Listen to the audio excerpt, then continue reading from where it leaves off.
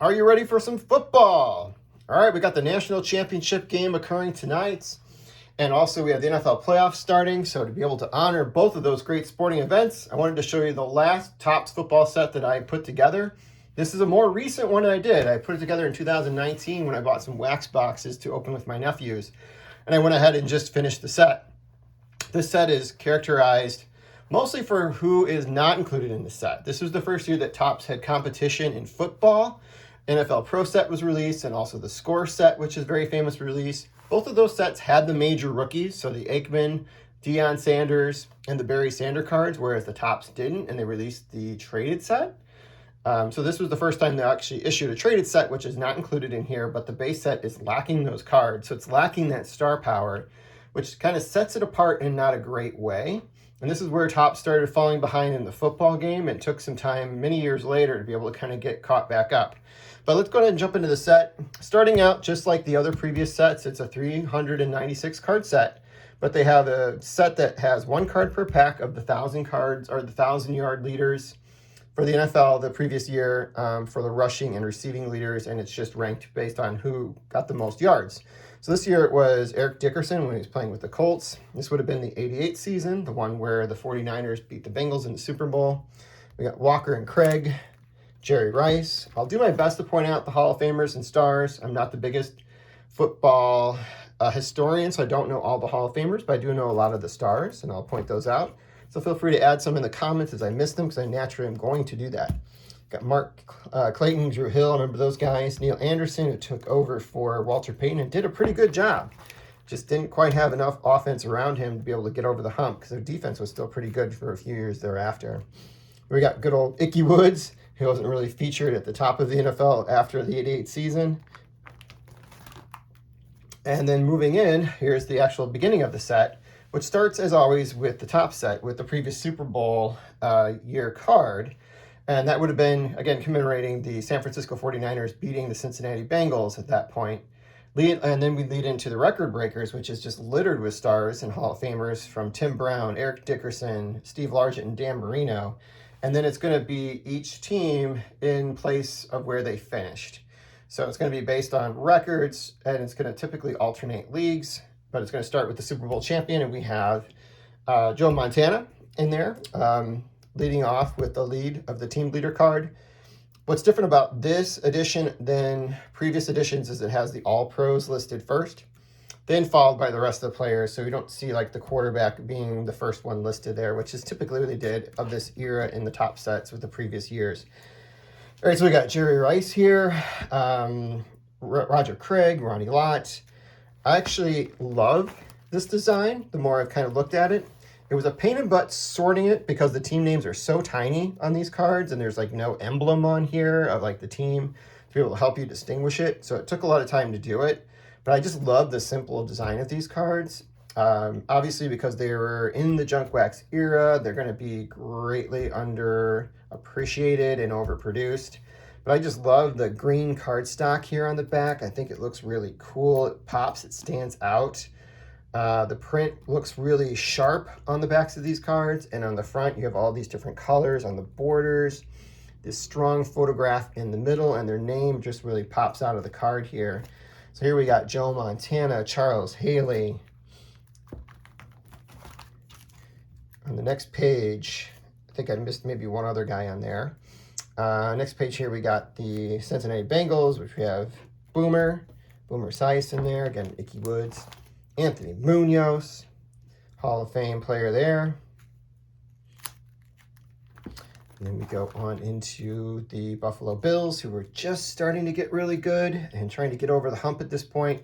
In fact, they were actually a playoff team during the 89 season, but couldn't advance to the Super Bowl this particular season, but they were just about to do it. This was the last appearance in the early part of the career for John Elway until he got to the late 90s again for his Bronco teams, because they were actually able to advance to the Super Bowl and again play the San Francisco 49ers, who were in their back-to-back Super Bowl. And I remember this game well because they got blown the crap out. They lost 55-10, if I remember correctly, as I'm looking up some of the stats right now for that season. 55-10. You don't see too many games like that anymore. But I remember it just being like kind of unwatchable unless you were a big fan of the 49ers, which I kind of was at that point. So I enjoyed watching them, even though they beat up my Bears all the time. So without further ado, let's get some of these players. We got Bruce Smith and Thurman Thomas here. The unfortunate legacy of Scott Norwood there. Beautiful image of Jim Kelly right here. And I think they just did a knock-up job with the photography in this set, even though it's probably the least one you wouldn't be able to collect from this era. Of the three that are available, Andre Reed. We got the Bears, Singletary, Hilgenberg, Dent, Ron Rivera, who just got fired from his coaching job. We had the quarterback carousel with McMahon and Tomczak. Whenever McMahon was hurt, Tomczak would play. Whenever McMahon would not play well, Tomczak would play. And then when Tomczak started playing well, they would put Jim McMahon back in the starting position. And sometimes we even had the third string appear for us during this time. So the offense was just not great. And this was the beginning of the decline of the Chicago Bears under Mike Ditka. And we got Dan Hampton, Neil Anderson, Steve McMichael, who I hope gets into the Hall of Fame this coming year. He's on the final list. And we got Dave Duerson. Here we got the Minnesota Vikings, who were doing pretty well at this point in their career, or their history. In fact, I think they may have been their division champ during this season in particular. Yes, they were. They were 10-6. So were the Packers. I don't remember being that good, but I think that was the Magic Man season. So we'll get to his card here in a minute too, probably. Wade Wilson there. We got the Oilers. I just remember, I think this was the season where we had that really cool playoff game in the snow in Cleveland between the Oilers and the Cleveland Browns, two teams that obviously don't exist necessarily anymore. I mean, the Oilers have moved and the Browns moved and they had to be an expansion team, but this time those teams were really good. And playing at the old Cleveland Stadium there, we got Warren Moon, Bruce Matthews, Mike Munchak. These were just fun teams to watch. Ray Childress. And they had some good players on that team. Here we have the Eagles. We got Keith Jackson, Reggie White before he came over to the Packers. The Eagles were an excellent team at this era too. They finished runners up to the Giants in their division. Randall Cunningham. Or Seth Joyner, he was good too. Chris Carter's rookie card, so there is a rookie in here that's of note. Here we got the Rams.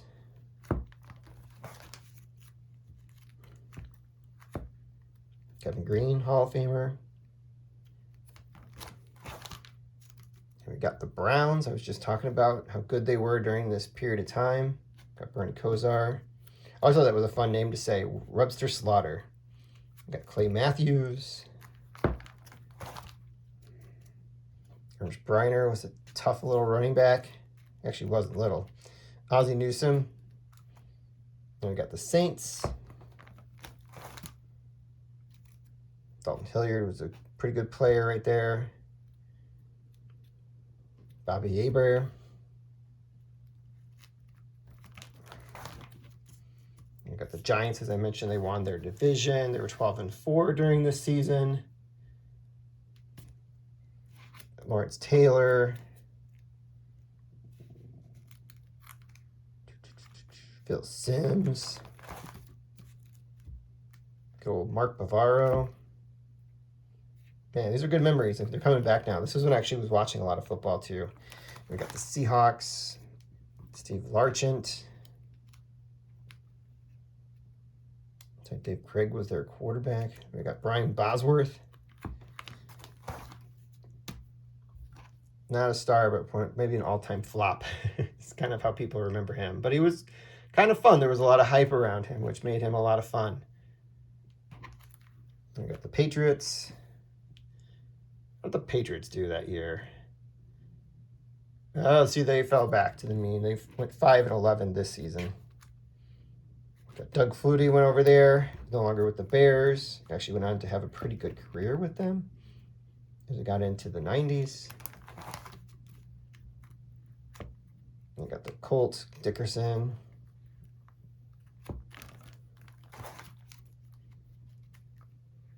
And we got our league leaders from 88. The passing leaders were Boomer Esiason and Wade Wilson. Receiving leaders, Henry Ellard, Al Toon. Rushing leaders, Herschel Walker, Eric Dickerson.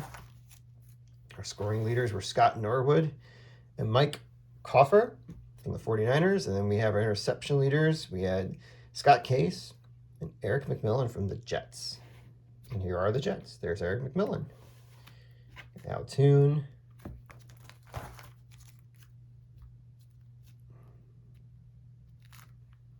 And some good memories looking at these old cards.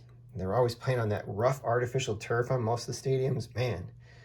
So here's a card that looks funny, right? Tony Dorsett with the Broncos, but yeah, he finished his career in Denver. Kind of doesn't look right? Him wearing that orange. And we've got John Elway. As I mentioned, they were the runners-up for the Super Bowl this particular year, and they got pasted by the 49ers that season. But they were fun to watch, too. I remember them like having, I think this was this season, I think that they had to come from behind, and John Elway had to lead them down the field to beat the Cleveland Browns to get into the Super Bowl, if I'm not mistaken. I'm sure I can probably look that up right now. Yep, this is the one. Well, they didn't have to come from behind in this one. They actually won by a sizable margin over Cleveland, who was the second seed.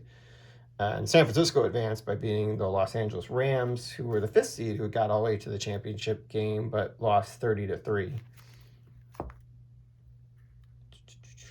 We got Mark Rippon. He's a super rookie. Would go on to win a Super Bowl with the Redskins. Charles Mann, Doug Williams, Art Monk, Dexter Manley. We got the Raiders, definitely some star power here. Tim Brown, Marcus Allen, Bo Jackson. What a cool little image of Bo Jackson right there. Willie Gault playing over there now and not with the Bears. Howie Long. Man, great memories right here. I know I said it a few times, and I'm sorry, but it bears repeating. We got the Cardinals. They're still in this is by the time they actually made it to Phoenix. For some reason, I thought they moved early 90s, but they moved late 80s, it looks like. All right. Yeah, Lomax was a decent player. Didn't have a lot around him. Thought Mitchell was a decent running back, too. We've got the Dolphins. We're kind of a bit on a decline at this point. We've got Marino.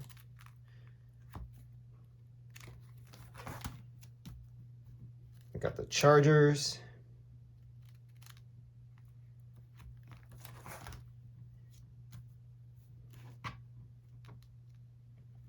We got the Steelers.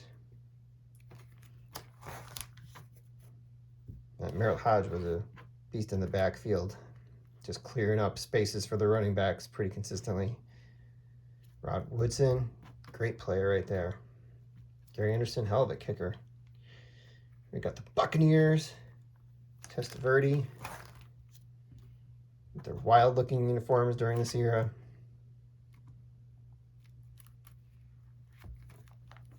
On to the Falcons.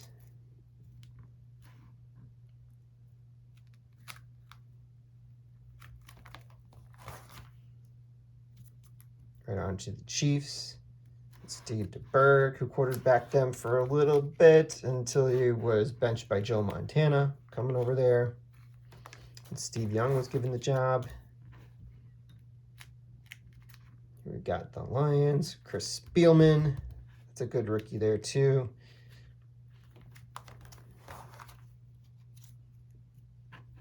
And finally, the Packers, who were the previous year were kind of at the bottom of the league, ended up climbing up to the point where they were knocking on the door of the playoffs. They didn't make the playoffs this year, but I remember that being a pretty exciting season for Green Bay, who was starting to turn around a little bit. They took a step back because they weren't quite ready until they got some guy who wore number 4 named Brett Favre to quarterback their team, and then they brought in over Reggie White to lead their defense, and then they were just thorn in the side of the Chicago Bears till this day. That's when it all started, though. There we go. Okay. The Magic Man right there. Oh, yeah, Sterling Sharp. He was very good for them. And here we got the Cowboys, who were terrible in '88. which allowed them to get a top draft pick. They had a few top draft picks by trading Herschel Walker to the Vikings shortly thereafter, and completely rebuilt their team and became a dynasty. There's a few players listed here that were part of that. Obviously, Michael Irvin, that's a good rookie here. Mine's completely off center. But that's a big one that kind of starts with it right there. Nate Newton was part of those teams, and then you have your lovely checklist at the end here. Again, great memories for me. Thank you for letting me go down memory lane for a minute. I just remember watching these on TV, and everybody was playing on either AstroTurf that was hard as concrete, or they were playing on turf that was just getting torn up left and right, so their uniforms were just caked in full of mud. And you know, the players probably did complain about those conditions at that time, but I just don't think they have the power with the league and their union, maybe not as strong as it is today, because free agency was still a relatively new thing. Yeah, it was definitely a very different era. It definitely began to change right around this time where football players became really, really big paid stars and started to have a lot more power to advocate for better things. And they started getting newer stadiums to play in, better fields to play on. And the game began to open up a bit, kind of shifting away a lot from the traditional running game that you kind of don't see much anymore, to much more dynamic game where the passing kind of leads the offense. But hope you guys enjoyed this. Enjoy the championship game and the playoffs, and I'll be back soon.